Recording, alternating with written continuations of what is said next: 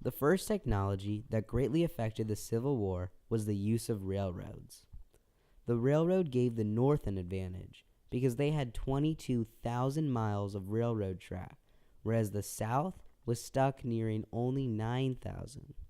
Also, the North used something called standard gauge, where any train car could ride on any track. Southern tracks opposed this standard, meaning people and goods had to oftentimes stop and switch cars, making the system far less efficient.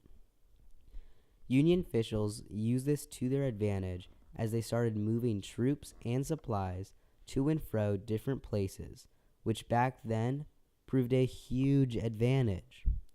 Railroad also proved vulnerable during this era as well. For instance, if a group of people relied on their supplies to come by a train, it made it easy for the enemy to shoot a train off the tracks or even hijack it completely, leaving dying soldiers to now endure starvation. The second technological advancement that took place during the Civil War was the telegraph, which helped shape the modern-day battlefield as it allowed for greater and quicker communication between two individuals. Abraham Lincoln was the first president who held such ability. He was able to communicate with his soldiers in real time and get battlefield reports up to the minute. This communication was another technology that the North was able to grab onto before the South.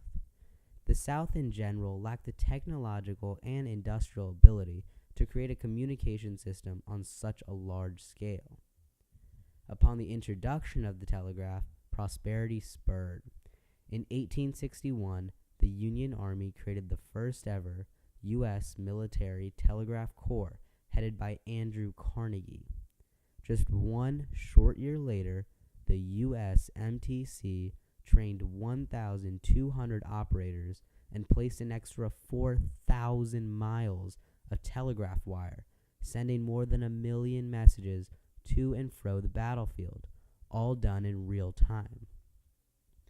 Here is an excerpt from a History Channel documentary on the telegraph. The way the telegraph worked was that a sender would tap on the device in Morse code, which was helpfully invented in 1840. This sent a vibration down to some wires and then up again, traveling for more than hundreds of miles until the message was received.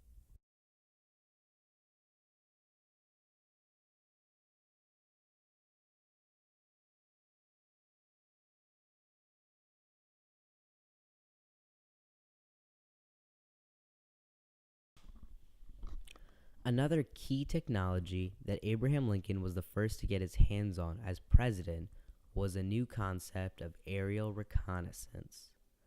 The use of hydrogen-filled balloons proved greatly effective during this era. Both sides used it to spy on an enemy plot of land that would soon be attacked. And because both sides used it, it gave really no side the advantage.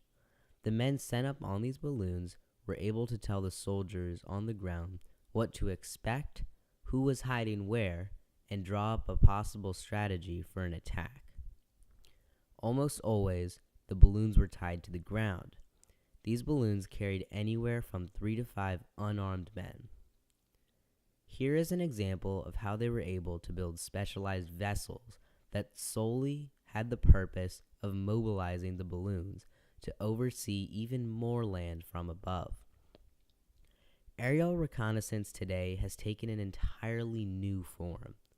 We now have specialized planes called U-2 that can fly all the way up to 90,000 feet and survey enemy land by sending high-quality images back to base.